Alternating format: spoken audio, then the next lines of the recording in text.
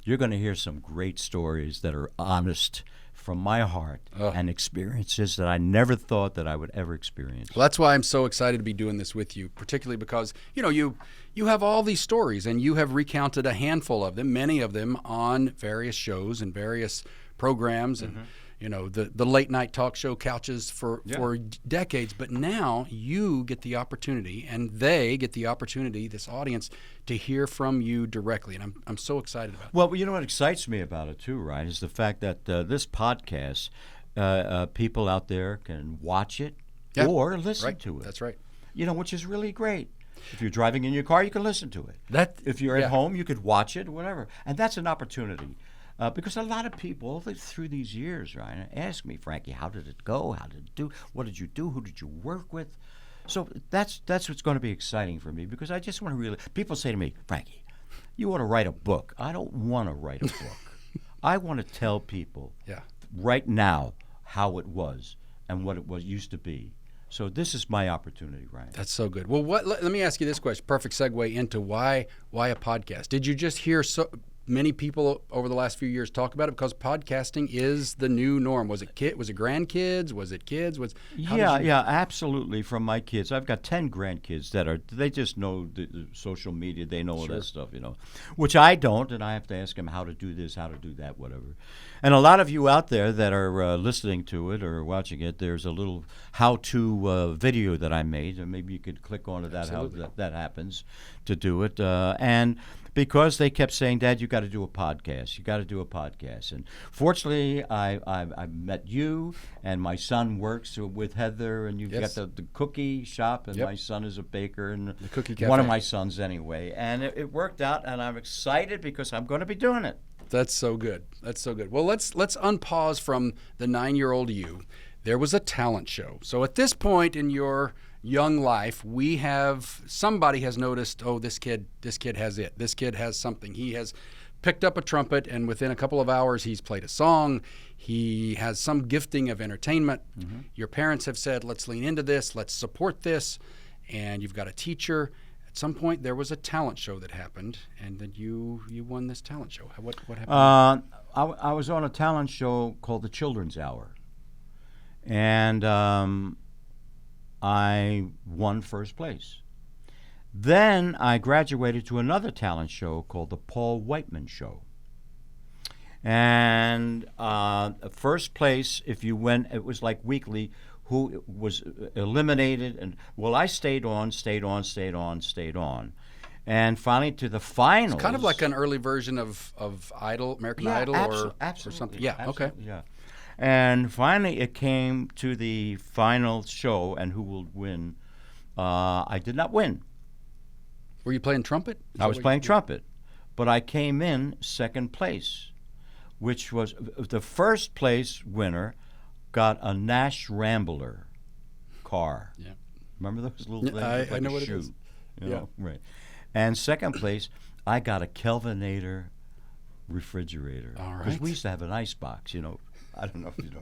You wouldn't know what that is. I don't know if anybody knows. I've heard the term. The Iceman would come, and they put him in this top of the thing, and that was your. And that's what cools everything else. Okay. But I won. This was a real refrigerator, and I was proud of it. I bet Mom and Dad were like, "Oh, bringing home the refrigerator." I won a scooter one time. I competed, and I liked it. I was very confident, Ryan, in what I was doing because I knew I could play. And that's good. And it sounds like that, like I said, that was sort of an innate thing that was bred in you, and you had confidence. When there's the music and the entertainment aspect of it, was there any sports? Was the young you into sports at all? Oh, yeah. Yeah. I played football. I was a quarterback. There you go. And a good one. I think, But, I played football with the Cavaliers, it was called. It was a Catholic team that we had in junior high school, not even before that, grammar school. And I played baseball, but I played in the streets. We played, they called stickball. Yeah. Well, no, we played half ball. Okay. Now, I'll explain that to you. It was a little pimple ball, and it had a little thing in there. I don't know why, but it bounced, So what we did, we'd take a razor blade, and we'd cut the rim of the ball, make a half ball. Then we'd stand on one side of the street and the other side of the street and you pitch this half ball. And that half ball, you could make it do things, sliders, all this other stuff. And you had the bat was the end. We'd cut off a broom, and that was the bat. And you'd hit, against a wall, you'd have single, a double, and over the roof's a home run. See. So that was it. But I played those kinds of sports in the street. We played a handball, but where you put on the street was big enough, wide enough for one car to park and one car to get through. So I would have first base, second base, third base, fourth base, and the pitcher would pitch underhand with that pimple ball, not cut. Gotcha. And you'd smack it like this, and you had to keep it in the games that were played. Well, yeah, it sounds like you guys worked with what you had. You made up your own rules, sort of, based on what you had to work with. I'm also imagining, the game on, game off when the cars come down the street. Everybody has to stop. Oh yeah, exactly, Ryan. You got it. That's what we did. That's good. Well, let's not fast forward. I don't want to, move fast past anything. But at some point in your young life, there was an opportunity for you to meet somebody who knew somebody who knew somebody, and you were on the Jackie Gleason show. Yeah, very interesting story. I had heard that. My neighborhood has produced a lot of people in business, from Mario Lanza and there was this one singer. His name was Al Martino, and he was from the neighborhood, and he had the #1 song in the world called "Here in My Heart." He was about maybe 25, 24 years old, and in the neighborhood, one of the streets was giving him a party because of his success. That the neighborhood was so proud of Al Martino from the neighborhood having a #1 song in the world. So I heard that he was in this house, and there was maybe 50, 30, 40 people outside cheering him, and he would come out and wave his hands to the crowd out there. Well, I had my horn like this, and I squeezed through everybody. I was a little guy, and I knocked on the door. And this man opens the door, and he says, "Yeah." And I said, "Is Al Martino in there?" He said, "Yeah." I said, "I'd like to play my trumpet for him." He said, "Who are you?" I said, "I'm Frank Avalon. I live on 13th Street or 9th Street or whatever." And he says, "Come on in." Now they're partying. Everybody's partying. We can't brush past the confidence of the 9-year-old you to go past adults and squeeze your way in.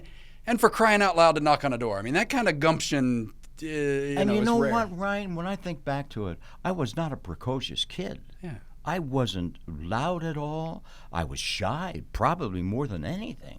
But I just had the confidence, and I wanted to play my horn. Yeah. So as they were partying and everything, I took out my horn and started to play. Just in the middle of a crowded party. And everybody stopped.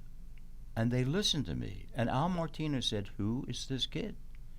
He said, "I don't know. He's from the neighborhood. His name is Avalon." He said, "Call his parents. I want to take him into New York City to meet my agent. My roommate is Jackie Gleason, was Jackie Gleason. Jackie loves the trumpet.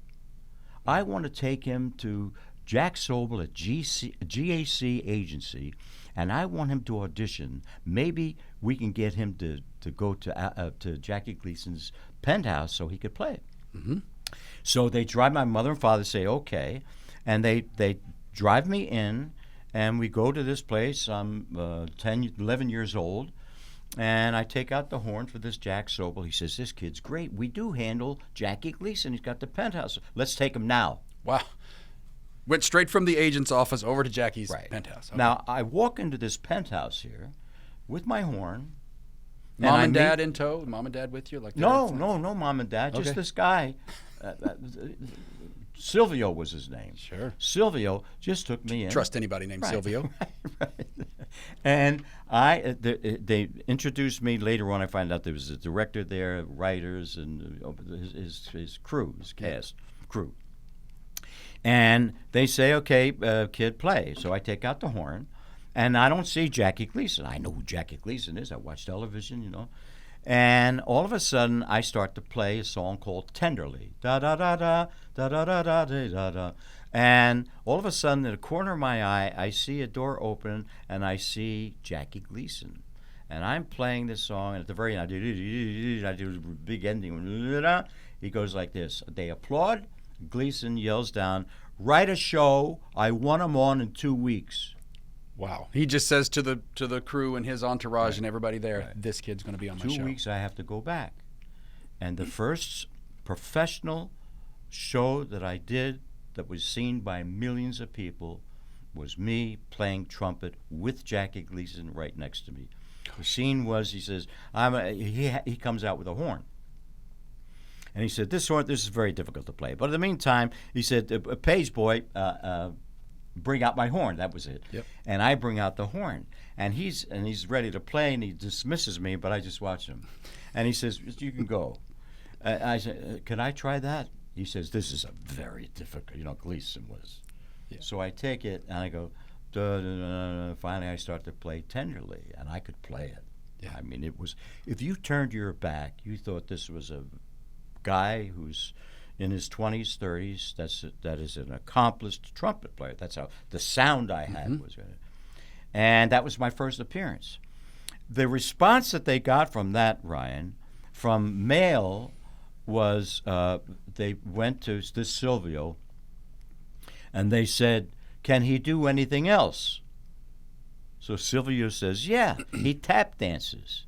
I never tap danced in my life. Like any good agent. Can the kid surf? Can he ride a horse? Right. Sure. What do you want? Can he shoot a gun? All the time. So they get a guy from the neighborhood again, Mike Lannon, and he teaches me a routine. I play Blue Skies on the horn, and then I take the horn like it's and I learned how to hoof in 3 months. I was on again. Wow. On the Honeymooners. Oh, this time we've moved on to the Honeymooners. Amazing. So that was the beginning of my. And then, because of that, Ray Anthony heard about me. Selmer Trumpets heard about me. I'm on the cover of Selmer. I'm advertising their horns. I'm doing the Pinky Lee show. Ray Anthony did the Bunny Hop. I know who. Yeah. So now I was with that agency. Fred Benson, who handled Nat King Cole. Yep. And I'm part of their staff there. And you're early teen, right around the cusp of tween and teen years, right? You're moving into teenage. Yeah, 11, about 12. 12. Yeah, about 12, 13. Now I'm also a recording artist for RCA Victor. I had an album, and I had a chart record as a trumpet player called Trumpet Sorrento. So that was the beginning of my musical career. So you're 10, 11 years old. Are you going regularly from Philadelphia to New York? And were your parents taking you? Were you staying in New York? What was the... Yeah, I was staying in New York. I was studying in New York then, and then I started studying voice. And I went with a wonderful teacher, Carlo Menanti. Bobby Darin, that's where I met Bobby. There's stories I'll tell you about. Connie Francis. We all studied with this guy. And I lived with my Aunt Anna on East 109th Street down in New York there. Was there... Summer times, because I had to go to school when I was... Sure. So you're back in Philly during the school year. You're going to New York during the summertime, and you're making money as an entertainer. You're performing. You've got a record deal. I want to get into Rocco and the Saints just in a minute, but was there a time when, was there ever any other, let me phrase it this way, as a young person, and I would suggest that many of us at age 11, 12, 13 years old don't think too far ahead about career, but did you feel like this is the path for me? I'm going to be a professional entertainer. Was that never entered your mind? No. You were just having fun, playing your horn, singing? You know what I wanted to do? I wanted to be Harry James. I wanted to be in front of a big band and play my horn. And as a matter of fact, a situation I had heard in Philly, local 77, I think it was, the Musicians Union. There was a wonderful, successful trombone player. My God, I can't remember his name right now. It'll come to me. But he was auditioning for trumpet players. I stood in line. I'm this big. Tommy Dorsey. Oh, my goodness. Okay. You're kidding. I'm assuming you were one of the only people under 25 years old that was in that line. The only kid there. Yeah, of course. And I've lined up, and I'm like getting closer to getting to audition for Tommy Dorsey. So finally I get there, He says to me, how old are you, kid? I said, I don't know, 11, maybe I'm 12. He says, okay, get on third chair. So I read music now. I'm studying music. You know, Mr. Speck out of South Philly High was the best teacher. And I get on third chair, and I read the chart as third chair trumpet player. We end the number. He says, stand up. He said, how old are you? And I told him again. He said, I'll tell you what. When you're 18, you come back to me, and I'll give you a job. Wow. That That's was from amazing. Tommy. Yeah, yeah. Tommy Dorsey, remember that? My goodness. Then I got to meet Harry James. Gee, what a thrill that was. He gave me a mouthpiece holder, which I still have to this day. And I heard you still have the horn, the original horn that Dad bought. Oh, yeah. At some point, we're going to bring that in. And for those of you who are able to watch the video version of this, I want to see that horn. That's incredible. It's a special horn. Sure. Because it's very few made, and it's the Louis Armstrong model, which means that the trumpets, the valves are here. Well, he had it designed for him where the valves are here. It's a very unique kind of a trumpet. And I still have that trumpet. I have another horn, too, which I'll tell you about someday, that has to do with a couple of these guys. There's no such thing. There's no such thing. Right. Well, so now you're getting paid as a musician.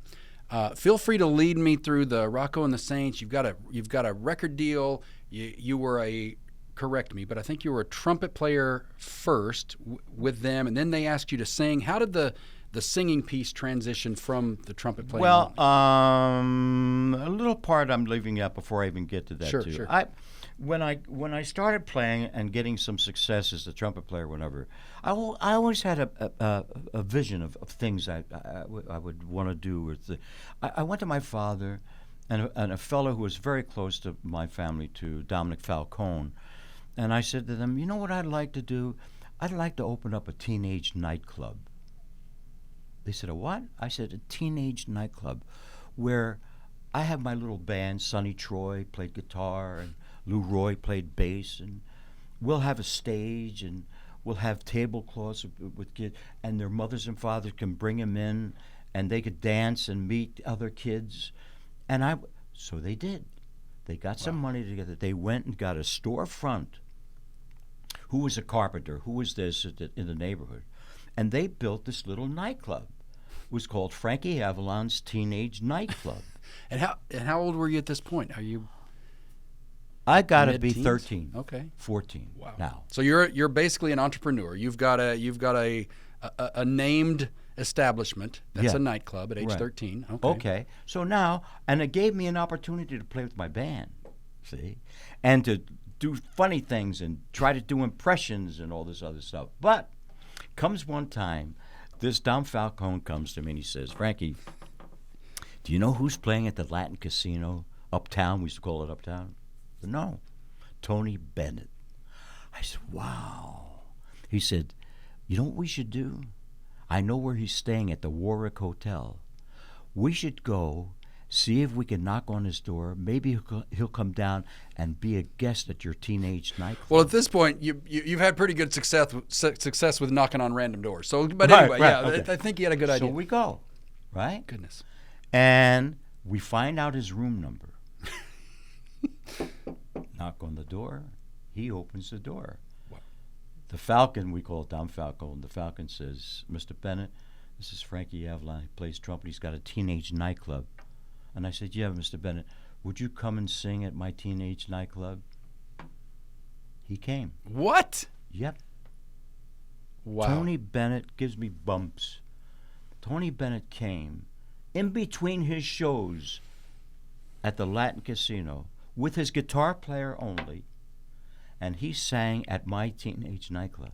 Well, if that's not an endorsement, if there were ever, if you ever had any doubt that maybe this nightclub is going to be a success. Oh, by the way, on Friday, Tony Bennett's popping in to endorse this thing. What an experience that was, too. Tell us, speaking about, he introduced you as Frankie Avalon. Do you remember, was there a marked time when you or your family or everybody decided, or who decided that your given name, Avalone, You're a very Italian name. How did that happen? How are we still Frankie? Was it ever Frank? And how did we go from Avalone to Avalon? What was the Okay, people conception ask me there? that all the time. Is Frankie Avalon your real name? And I say to them, no, Frankie Avalon is not my real name. My real name is Muhammad Ali. No. No, actually, it happened. I've heard of you. When I was a kid in the neighborhood, the police athletic league was a thing that the police did in their local precincts to get the kids off the streets, Sure. make sure they're good Give them kids. safe things to And do. they used to have boxing. They'd have a little ring, punching bag, and they would teach us to learn how to box, hit the bag, and learn how to box. And Frankie Avalon was my name, so they could get that kid Avalini. They were a lot of Irish, like you. That's my people. That's Right, my people. right. And they said to get the kid, there was a fighter in those days who was a champion, Kid Gavilan. Mm-hmm. So they could get that kid Avalon. Get that kid. So they took the Kid Gavilan. And so it became Frankie Avalon, the Kid Avalon, That was it. So it really didn't come from a concerted entertainment industry choice. It was the Irish police guys That's going, right. Kid Avalon. Exactly, yeah. So that became my name as a trumpet player, and everybody knew me then as because Avalone. As a kid growing up, was a name that was Avalone, Bologna, Provolone, Spumoni. I'm sure you've heard it all. Right. So it worked out fine. That's good. Well, it definitely worked out fine, and so now the world knows you and knows that choice that the Irish cops from Philly made back in the day. So now you're moving into your teen years. Right. You're getting contracts. I guess you're surrounded by good people in terms of agents and people like that, but your parents who were not in the business at all, who's looking over these contracts? I think it dissipated, Ryan. Okay. I think, when I became like 14, 15, 16, going to school and all that other stuff, I started playing with different kinds of bands around. And I had the opportunity on one summer to play with a band called Bobby Boyd and the Jazz Bombers. And we played the Parrot Club, Seaside Heights. And I played my trumpet there. So when I went back to school again, a fella heard about me. His name Rocco, and he had a band called Rocco and his Saints. Yes. So the trumpet player that he had went on to do something else, and he was looking for a trumpet player. And I'll never forget, he drove to my row house in South Philly, and he drove in. I'll tell you when it was. It was 1955. 55. Yeah. So you're 14, 15 years 15, or maybe close to 16. And he came and he drove in and parked on the side of the street with a 1955 red Thunderbird convertible. I bet the neighborhood went wild. Now he comes to my house. Yeah. He says, okay, let me hear you play. I play this, I play that, I play this. He said, okay, you're hired. We're playing at a place in New Jersey. I was 16. Okay. Playing at a place in New Jersey. Mary's Inn, it was called. And he's got a band of 7 people. I would be the 8th person. He played the piano. He was an older man. And we played on weekends, 5 sets a night, 45 minutes on, 15 off. And we got some food or whatever. And he paid me, which was a lot of money, $50 a week. Wow. That was a really... Sure. I think I was making more than my father. Oh, yeah. At that time. And finally, the audience took a liking to me, and the people would say, Frankie, play that Oh Mine Papa. It was a big song then, and they'd give me $1 or 50 cents or whatever, and put it in my pocket. And Rocco came to me one time. He said, Frankie, why don't you sing some songs? I said, well, I'm going to say I'm a trumpet player, Rock. He said, I want you to sing a few songs. Okay. So I learned this. But me, boy, I'm telling you now, they call me Lovin' Dan. I rock, I'm rolling all night long. I'm a 60-minute man. Da-da-da-da-da-da. So he goes like, now people would come and say, have Frankie sing that song. So finally, we were in the dressing room. He said, I want you singing more. I said, I want more money. 15-year-old Frank's so negotiating it. Okay. I'll give you $5 or more, so I'll sing. $5 on top of the $5. Yeah. So if I got $50, I got $55. There you go. Now, come summertime, We play Summers Point, the Bay Shores. We live on top of the joint. And Bobby Rydell, Rittarelli, is my neighbor. We grew up together, playing together. He's a drummer. So he joins the band. So we're living on top, sunny Troy, and we're living on top of the place. And I'm making $135 a week. Wow. For the summer, right? Living on top of the place. We have a place where you go get meatloaf for 60 cents, 70 cents, you know. But we're playing 5 sets a night, 2 jam sessions, 7 days a week. You know, a lot of playing. It's, yeah. You know. And we're packing the place. So what happens, a new record company starts out of Philadelphia called Chancellor Records. They're looking for new talent. My band, not my band, Rocco and the Saints, becomes hot. Summertime. They come in, they talk to Rocco, they sit down. We want to sign this band to a contract to record at Chancellor Records. And we want that kid to sing. I got. How did that go over? Oh, yeah, you're thinking, I got to sing. I'm a trumpet player. So finally, they sign, and we record. And if anybody ever has that record, I don't, but if anybody... Challenge. Right. One side, the original side, was supposed to be jiving with the Saints, which are bam ba ba ba da da da da ba ba da da da la da da da da, and we take solos. Yeah. The other side was me singing "Cupid shot an arrow." Cupid shot an arrow and he aimed it at me. Cupid shot an arrow and I'm glad it hit me. Da da da da da da da. A very simple kind of a song. They put the record out. Nothing. It didn't land. Except in Boston, a little. The band breaks up. It's because all the Irish people are fans of yours. But go on. That's why. The band breaks up, Ryan. So now the record company says, we're going to keep the kid. Wow. Okay, so they signed me to a contract. I've got, I think, 3 or 4 or 5 sides to do on the contract. 3 cents a record I get. Okay. Record comes out that Cupid shot an arrow, the other side, nothing. I do another side called, what was the other thing? One song after the other, dud, dud, dud. In the meantime, the record company says there's a film opening up in New York City called April Love, and it's starring Pat Boone. There's another gal who's coming in as a promotion. We want you to take the bus in, a train, and pick her up at the Port of Authority. Her name is Connie Francis. Nobody knows. Nobody knows me. Nobody knows. We want you as a promotion to go on the red carpet and watch this movie. So we go. I pick her up. We get in a taxi cab. You just met at the train station and figured out who was whom? Yeah. Her name was Conchetta. And we get in the cab, and we're excited to go to this premiere.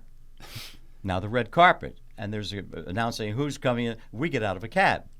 You've got the limos, right, and then right. the New York taxi. So cab we get out of the cab. I hold her hand. They say, ladies and gentlemen, 2 newcomers to the business, Connie Francis and Frankie Avalon.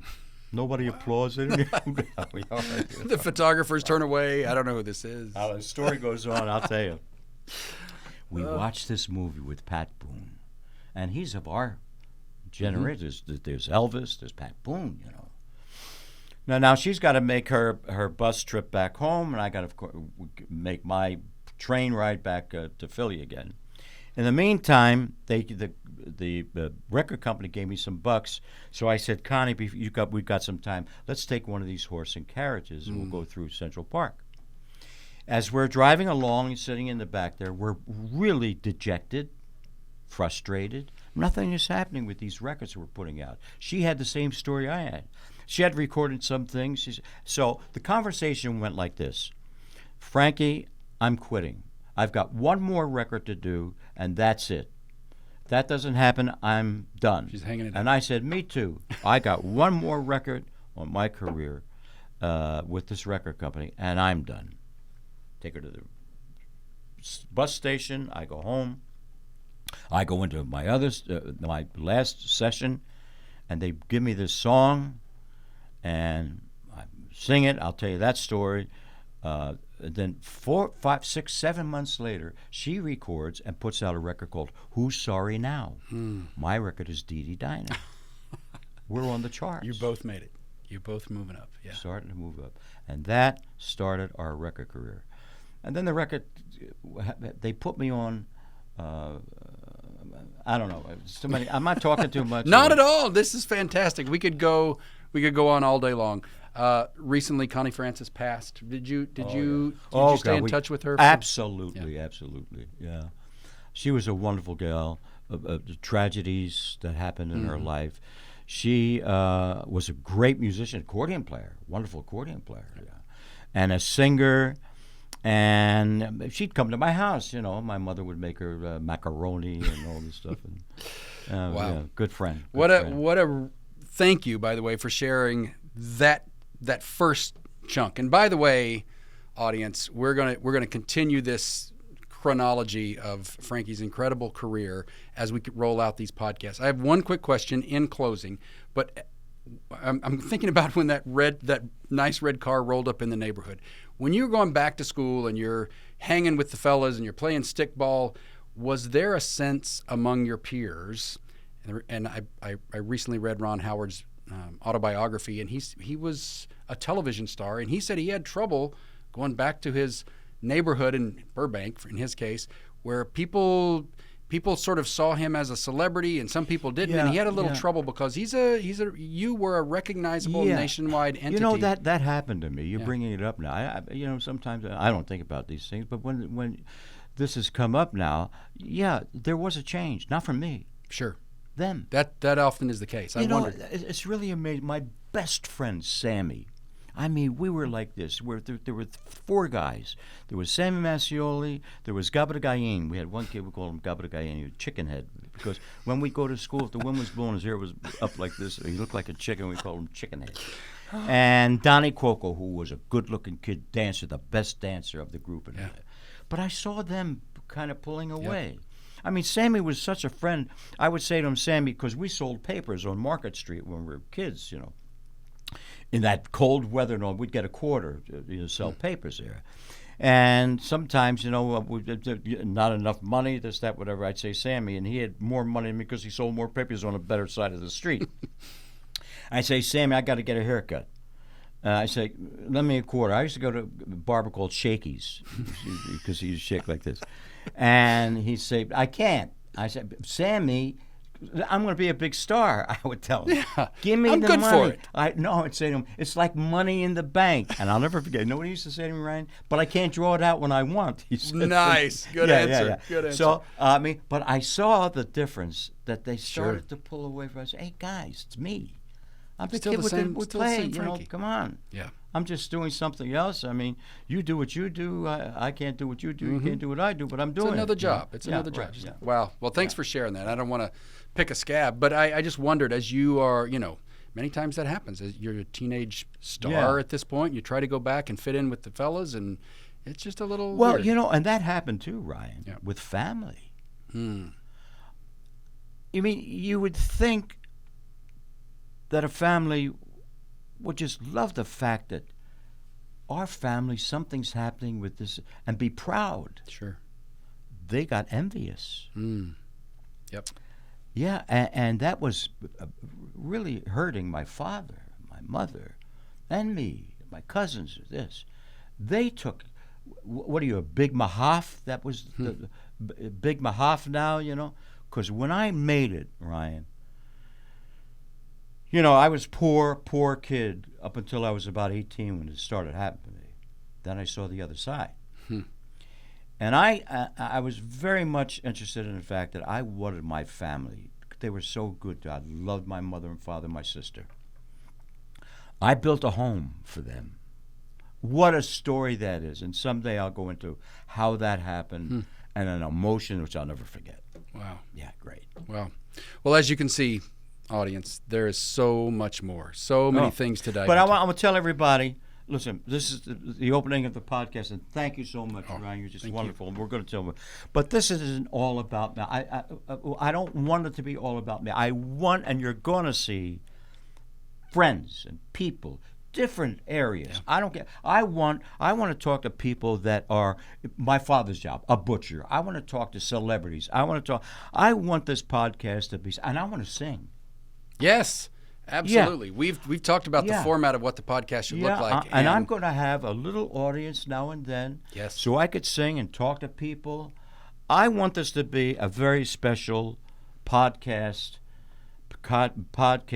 that's not on. Usually it's just this kind of conversation. No, we're going to do things. We're going to go out. Yep. We're going to go places. It's going to be fun. On that note, we want to hear from you, audience. Don't forget to like, to subscribe to this podcast. Also, you can find us and get all the information. We want to hear from you. Let us know what kind of, who you want on as guests. And when I say Frankie knows everybody, period. But you can find this show and find Frankie on TikTok and Instagram at official Frankie Avalon. You can go to the official Frankie Avalon page on Facebook, and on YouTube, it's Frankie Avalon Podcast. Frankie, is there anything you want to say to our fine audience? Well, I want to say thank you, Ryan, and thank you for giving me the opportunity to be really a very important part of my podcast here. I mentioned before how excited I am. I hope you get as excited, and do me a favor, tell your friends about it, and maybe they'll be interested too. In the meantime, I will leave you all, you and everybody that's out there watching or listening, with one little thought. That is, if you ever run into someone who isn't wearing a smile, give him yours. And the world will welcome lovers and strangers and everywhere else with a smile.